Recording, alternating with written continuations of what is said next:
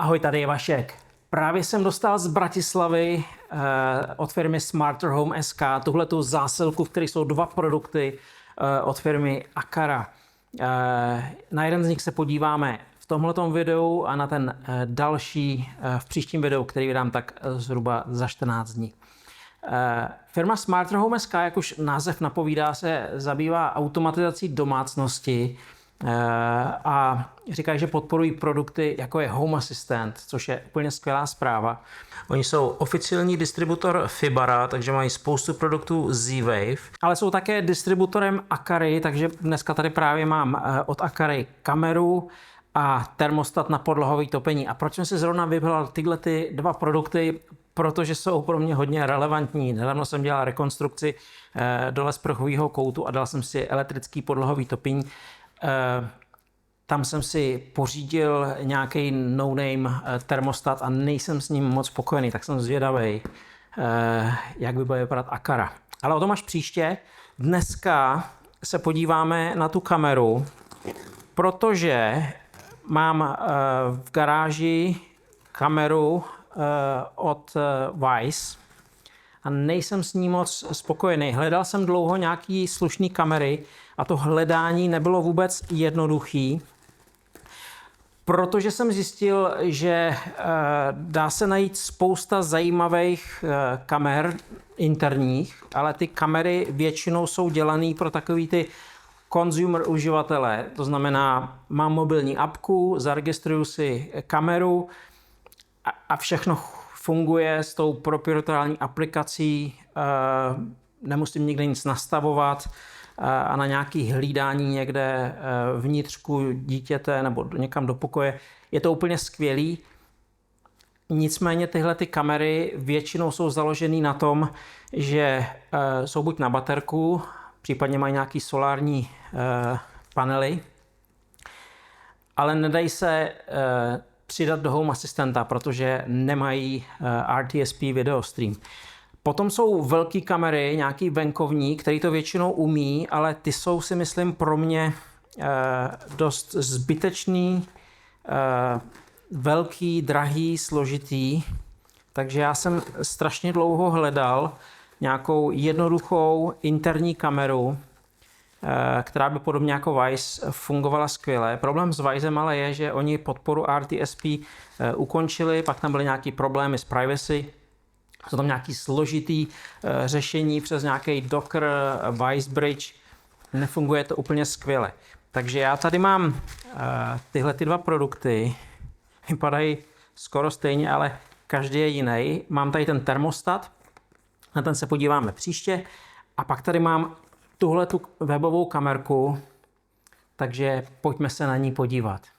Pro přidání kamery do Home Assistanta ji nejdříve musíme připojit na Wi-Fi síť a to uděláme z mobilního telefonu z aplikace Aqara Home, takže si ji musíme nejdříve nainstalovat.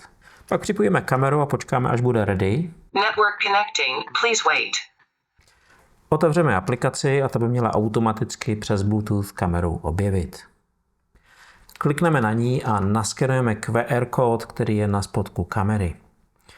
Kamera se nám inicializuje a pak už stačí jenom zadat kód naší Wi-Fi sítě a kamera je nastavená. Já jsem s tím za začátku trošku bojoval, protože jsem při instalaci aplikaci nepovolil přístup na lokální sítě a na Bluetooth, takže tohle je třeba mít povolené, jinak to kameru nenakonfiguruje. Takže kamera je nakonfigurovaná, takže klikneme na hotovo a objeví se mi zajímavá nabídka připojit kameru na Matter for Unified Smart Home Experience. To jsem nečekal, protože nikde na krabici kamery podpora Matter nebyla uvedená a pokud vím, tak ani Matter zařízení typu kamera nepodporuje. Takže to je určitě zajímavý, tak to vyzkoušíme.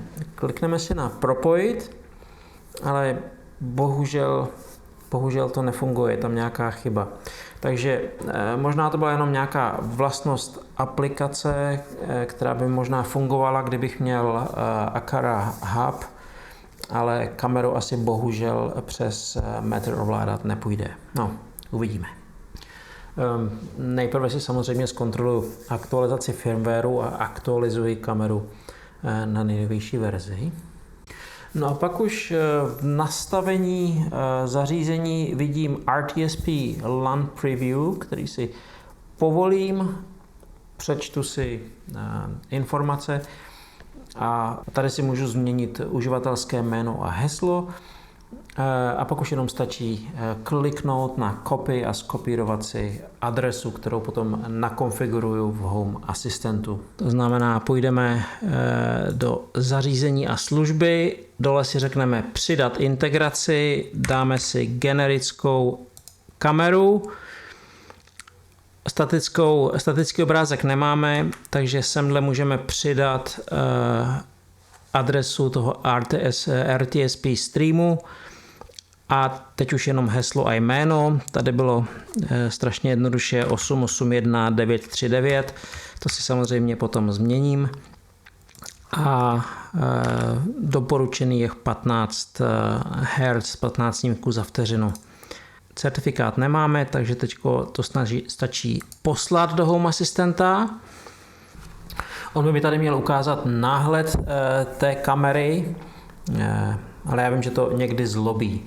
Takže já si kliknu na Everything looks good, dám Submit a uvidíme, jestli kamera funguje. Ta kamera nazveme si mi garáž a řekneme hotovo. Kamera se nám přidala ještě s takovýmhle názvem té IP adresy, takže ji můžeme přejmenovat ještě jednou a pojďme se na ní mrknout. Takhle si na ní kliknu, pokud všechno zafungovalo a všechno funguje, tak vidím a slyším kameru, kterou jsem si takhle nainstaloval v garáži. Takže tímto mám kameru v Home Assistentu, můžu si ji přidat někam do dashboardu, můžu se na ní dívat vzdáleně. To je super, ale ta kamera toho moc neumí. Já používám add-on Frigate v Home Assistentu, takže já udělám to, že já ji tady odsaď smažu a přidám si ji do Frigate a když si ji přidám do Frigate, tak ta kamera se mi potom automaticky přes integraci Frigate teprve potom sekundárně přidá do Home Assistentu spolu ale s ostatníma, se spoustou ostatních věcí, jako jsou senzory na detekci osob a tak dále. Takže já si otevřu Frigate, tady už vidím dvě kamery, které v interiéru mám a hezky mi tady vzniklo mezi nima místo, kam doufujeme přidáme tu naši kameru z garáže. Takže já si otevřu teďko konfigurační editor. Frigate bohužel se stále musí konfigurovat v YAMLu, takže pojďme do toho. Já se tím nebudu moc zdržovat, protože Frigate není předmětem tohohle videa, takže já to tam rychle jenom přidám, vysvětlím, co tam je a pak půjdeme dál. Takže tohle je moje Frigate konfigurace. Já mám ty sekce takhle zabalený, aby zbytečně nás to nerušilo. Používám integraci GoToRTC, která zajišťuje to, že ty kamery jednak můžu zaregistrovat více streamů té kamery, jeden pro detekci pohybu osob a jeden pro záznam z té kamery. A zároveň to zajišťuje plynulý obraz z té kamery. Takže já si sem teďko přidám do toho GoToRTC tu kameru nebo ty dva streamy z té garáže. A to bude vypadat nějak takhle, takže tady budu mít hlavní stream z té garáže, kde tady potom mám okopírovaný tenhle ten stream, to už jsme viděli předtím, je tady to naše jméno, heslo a ta adresa, port 8554, kanál 1. A pak tady mám substream, to je v menším rozlišení, ten budu používat potom na detekci osob a objektů a to je ten kanál 2 s nižším rozlišením. Takže já teď mám tyhle dva streamy a teď stačí už jenom si přidat novou kameru, že já si ji přidám sem. A zase to mám takhle připravený dopředu, takže mám tady kameru, garáž A odkazuju si tady na ten GoToRTC integraci, to znamená na lokálním serveru a používám ten Garage Main, to je tenhle pro record a ve funkci detect tam mám ten substream té garáže. Já tady nebudu vysvětlovat celý Frigate, to je asi na delší video, ale jenom abyste věděli, co jsem tam udělal. A pak říkám, že pro livestream chci použít ten hlavní. Takže teď se nám Frigate restartuje, tak já tady chvilku to video pozastavím a vrátím se, až se mi Frigate nastartuje. A když se mi Frigate objeví, tak už vidím tady tu moji kameru a mám k dispozici spoustu věcí. Vím, že tady se koukat na historii, můžu se podívat na detekci objektů, můžu si konfigurovat. No a tím, že jsme si tu kameru přidali do Frigate, tak jak jsem dopředu říkal, je tam v Home Assistantu integrace Frigate, která by tu kameru měla objevit a měla by nám ji do Home Assistanta přidat. Takže pojďme se na to podívat. V nastavení zařízení a služby tady je Frigate, je tam 11 zařízení a máme tady garáž, tak to je skvělý. A máme tady tu kameru a jak vidíte, tak ta kamera tam má řadu dalších senzorů. Říkáme to, jestli tam vidí nějaké osoby, jestli tam je nějaký pohyb, říkáme, kolik tam vidí aut v té garáži. Můžu si tam nastavit dokonce různé zóny a můžu si ovládat, vypínat, zapínat detekci osob, záznam a tak dále. Takže to je skvělý. Co tam ale nevidím, je to, že v té Aqara aplikaci v noci já si můžu přepínat mezi infrared kamerou a barevnou kamerou s tím přídavným bílým světlem. To tady nevidím, bohužel, to vidím jenom v té aplikaci Aqara. Takže pojďme se podívat, jak to vypadá z té mobilní aplikace. Já tady mám kameru v garáži, standardně mi ukazuje infrared snímek a já si můžu jít do nastavení kamery a tam v Night Vision Method si můžu přepnout z toho infrared na Spotlight Night Vision, což nevypadá moc dobře, protože je tam tma v té garáži. Záleží na podmínkách, kdybychom tam měli nějaké světlo, tak asi fajn. Takže v tomhle případě možná infrared super. Nicméně, když se vrátím o krok zpátky a zapnu si Spotlight, tak potom večer vidím úplně skvělou fotku jako ve dne. A bohužel ten vypínač toho Spotlight zatím nevidím z Home Assistanta, takže bych musel to přepínat z té aplikace. To mě trochu vadí. Pojďme se zkusit podívat, jestli se to dá nějak zařídit. Ta aplikace má automatizace, takže já tady můžu zapnout to světlo, to denní svícení na základě nějaké události. Tak to by byla asi jedna z cest. A ta událost může být třeba podle času, tak já můžu tu kameru naprogramovat nezávisle na Home Assistantu, aby si zapínala a vypínala to světlo. Ale jinak, kdybych chtěl to nějak ovládat z Home Assistanta, tak tady nic nevidím. Tady žádnou možnost nevidím. Takže musíme najít nějaký jiný způsob. Jsou tady ještě scény. V těch scénách si můžu, taky jsem si vytvořil 2 scény, jednu, která mi zapíná to denní světlo a druhá, která zapíná Night Vision. Myslel jsem, že třeba ty scény se mi nějak dostanou do Home Assistanta, ale není tomu tak, takže tudy také cesta nevede. Je tady ještě ale jedna cesta, kterou jsme neprozkoumali, když jsem se celý nadšený vrhnul na zkoumání Matter, všiml jsem si, že tam je Apple Home, který jsem úplně přeskočil. A já mám Apple HomePod, přes který by možná ta kamera mohla komunikovat. Takže ťápnu na připojit přes Apple Home, objeví se mi QR kód s nějakým kódem. A když potom půjdu do Home Assistanta, tak mi objeví Apple Home zařízení té naší kamery. A když si řeknu připojit, zeptá se mě na kód, já tam ten kód z toho z té Akary zadám, klikneme hotovo a je to a jsme zpátky ve hře. Takže teď si tu kameru jenom přejmenuju, řeknu si, že je v garáži a kamera se nám ukáže a první z věcí, co tam vidím, je to bílé světlo s vypínačem, takže se můžu vypnout a zapnout. Takže úplně skvělý. Vytvoří mi to taky entitu kamery, ale v dost špatné kvalitě. Plus, jak už jsem říkal, my budeme používat Frigate, takže tuhletu entitu si můžu klidně zakázat. Takže pojďme si vyzkoušet to světlo, jak to funguje.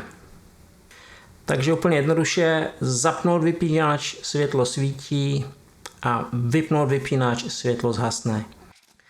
Takže to byla Akara G100, za mě palec nahoru, skvělá kamera. Já jsem ji použil vevnitř, ta kamera může být nainstalovaná vevnitř anebo i venku, ona má stupeň ochrany IP65, ochranu proti vlhkosti, takže by šla dát i někam ven.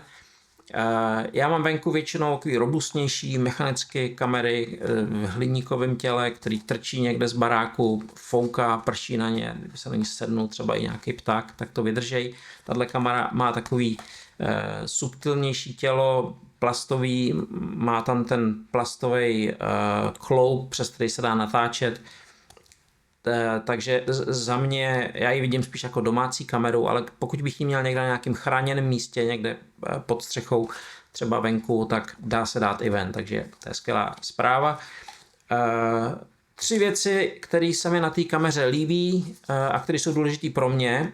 Ona má určitě spoustu dalších věcí, o kterých já jsem nemluvil, možná vysvětlím, proč ne. Takže 3 důležité věci pro mě. Samozřejmě skvělý obraz, 2K rozlišení, ostrý obraz, vidím na něm detail, dá se rozpoznat, co na té kameře je. A široký úhel záběru 140 stupňů. To není úplně běžný 140 stupňů. Řada kamer takovýhle má kolem 120, což když to dám na to místo, kde třeba to mám já, někde blízko rohu, tak to nemusí obsáhnout celou tu místnost, takže 140 stupňů pro mě skvělý. Některé kamery mají širší pole záběru, ale ty to potom řeší buď tak, že mají 2 ty kamery, které produkují 2 obrázky, ne jeden, anebo ji natáčím motoricky. Já jsem ale chtěl mít jednu kameru, která zabere všechno, takže 140 stupňů pro mě skvělý. A třetí věc, která je pro mě důležitá, je, že šla jednoduše integrovat do Home Assistanta přes RTSP a přes Apple Home, že to není nějaký uzavřený ekosystém. To je pro mě hodně důležitý, to by prostě pro mě byl showstopper, ty kamery, které nejdou integrovat do Home Assistantu, pro mě prostě nemají význam. A to mě přináší, nebo přivádí k těm důvodům, proč jsem nemluvil o těch ostatních věcech, které ta kamera umí. Protože když se podívám tady na straně, co všechno tu kameru prodává, co si myslí ty obchodníci, že je důležitý, tak to je samozřejmě celý ten Akara ekosystém. Ona má ten Akara Home aplikaci, která nabízí placený nebo i zdarma cloud nějaký, nabízí to lokální nebo cloudovou AI detekci osob, takže to rozpozná nejenom, že tam je osoba, samozřejmě pohyb, ale i osobu, ale i konkrétní lidi, takže já tam můžu nahrát fotografii nějakých osob a on mi pozná, kdo to na té fotografii je.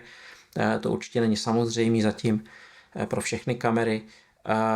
Má to docela šikovnou automatizační platformu v rámci té mobilní aplikace Akara Home, takže kdyby jsem od Akary těch produktů měl víc, měl jsem třeba různý presence senzory nebo nějaký bezpečnostní systém, tak by se tam dalo zautomatizovat poměrně dost věcí. Nic z tohohle pro mě ale není důležitý a já jsem o tom nemluvil a v tom videu jsem to ukázal tak jenom po povrchu. Proč to tak je? Protože já mám automatizaci domácnosti poměrně, řekl bych, až brutální. Mám těch produktů tady, nebo těch čidel mám tady tisíce, desítky produktů a každý z nich má nějakou takovouhle svoji aplikaci. Shelly, Samsung, nebudu teď jmenovat úplně všechny. A kdyby jsem od každého toho zařízení chtěl používat tu jejich automatizační platformu, tak buď skončím s desítkou různých platform, který každá umí něco, ale dohromady mezi sebou si neumí povídat, anebo velice obtížně. anebo by jsem si musel kupovat všechny produkty od jedné firmy, ale to za prvý nechci a za druhý neznám firmu, která by uměla úplně všechno. Od, já nevím, solárních panelů, elektromobilů, kamer, pračky, lednice. Prostě, když chci mít domácí automatizaci a automatizovat spoustu věcí, chci mít jednu automatizační platformu, která to všechno přinese na jedno místo, všechno to integruje a tam potom můžu automatizovat. A proto jsem si zvolil Home Assistant, který tohle pro mě dělá. To je otevřená platforma, která se umí připojit na všechny tyhle ty různé senzory a zařízení a vidí je a umí s nimi pracovat. A proto je pro mě důležitý, že ta kamera se dá jednoduše připojit do Home Assistantu, že není uzavřená. Víc než to, že má nějakou třeba i skvělou aplikaci, která umí skvělé věci. Ale jak jsem říkal, kdyby jsem chtěl používat takovou aplikaci pro všechny služby, tak bych měl mobil plný různých aplikací a asi by si z těch různých notifikací za chvilku zbláznil. Takže to jen tak na vysvětlenou, proč jsem nemluvil o těch ostatních skvělých věcích. Pokud se o nich chcete dozvědět víc, asi se mrkněte na oficiální video o té kameře nebo se mrkněte na YouTube na video někoho jiného. Já se specializuji na Home Assistant a o tom bylo tohleto video. Takže Aqara G100, skvělá kamera. Já už se těším na druhý video, který začnu za chvilku dělat o tom termostatu na to podlahové topení. Takže se uvidíme asi za týden u něj. Zatím čau, měj se.